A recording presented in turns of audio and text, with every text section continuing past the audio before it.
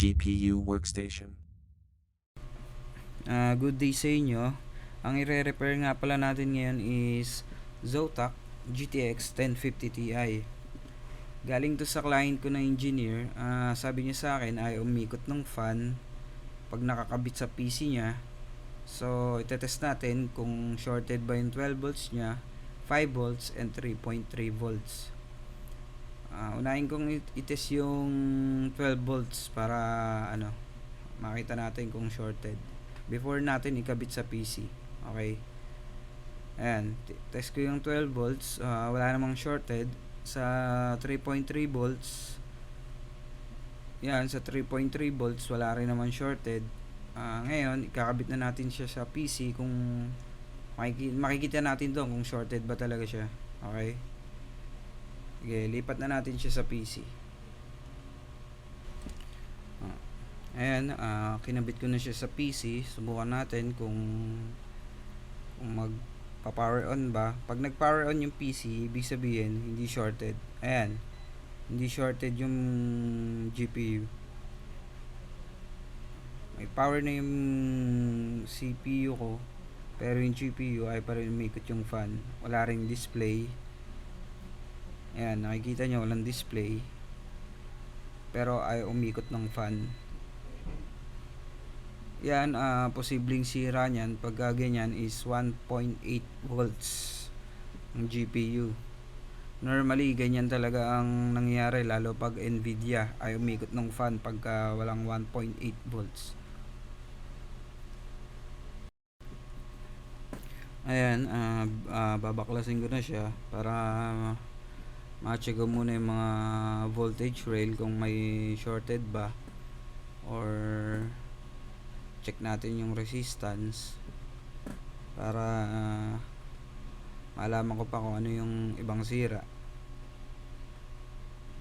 Okay.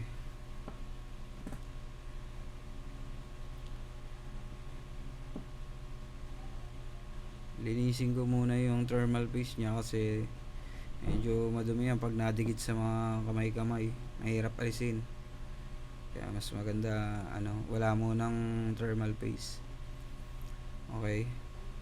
Check ko muna ulit kung may shorted. Tapos doon ako sa mga voltage rail. And check ko muna yung 12 volts kung may shorted ba. Wala naman. Doon ulit sa 3.3 at PEX rail. Wala naman. 1.8 volts wala rin naman. 12 volts, 5 volts check ko rin, pwede naman. 5 volts na nagsusupply sa sa PWM meron sa likod. Double check ko lang to. Okay.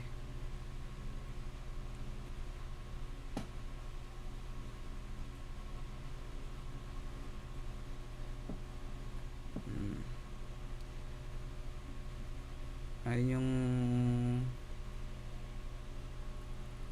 yung likod ng 3.3 volts yan. Chine-check ko kung shorted. And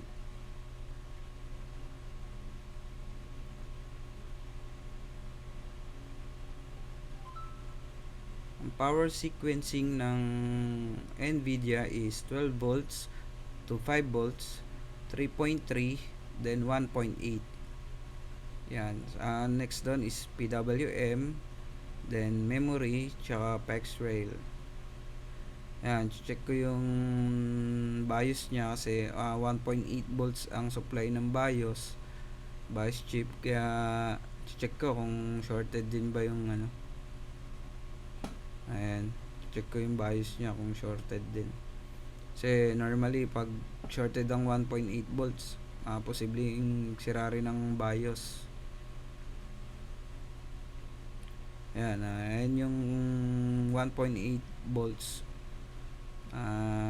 inductor. Tapos ayun naman yung buck converter nya. Yan yung susubukan muna natin palitan. Ayan yung back converter ng 1.8 volts. Ayan, medyo tingin ko napalitan na to kasi yung paligid niya parang naninilaw, may mga flux pa. Ayan, yung sobrang hinang, sobrang LED. Ayan, paligid niya naninilaw. Hindi ko alam kung sa flux ba or nasobrahan sa init. Kaya ayan, subukan natin palitan yung back converter. Check natin kung magkakaroon ng 1.8 volts. Normally yan lang naman ang nagiging sira, lalo na pagka yang mga Zotac na brand, lalo madalas mangyari yan sa ganyang brand.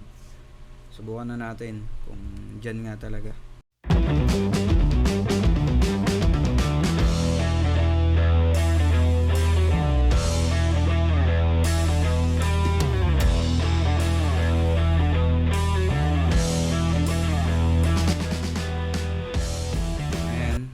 Napalitan na natin ng back converter.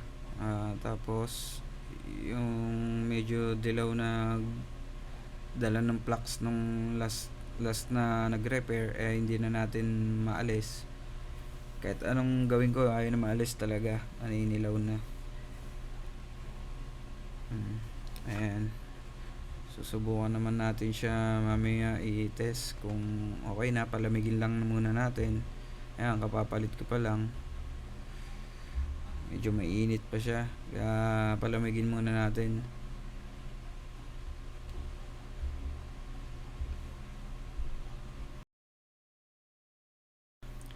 Ayan, test natin kung present na yung 1.8 volts. Naka-ready na rin yung tester para makita natin kung okay na. Ayan, buhayin natin, check natin ngayon kung meron na. Ayun, present na yung 1.8 volts. May display na rin. Ngayon, patayin ko muna kasi baka uminit yung chip. Wala siyang heatsink fan. Kabit muna natin. Okay, nakakabit ko na yung heatsink fan nya. In-stress test ko na rin para ma-check natin kung mamamatay pa ba siya or hindi na. Ayan, benchmarking, umiikot na rin yung fan nya. Di tulad kanina, buhay yung PC pero hindi umiikot yung fan kasi wala ngang 1.8 volts. Ngayon, present na yung 1.8 volts, may display na rin. Ayan,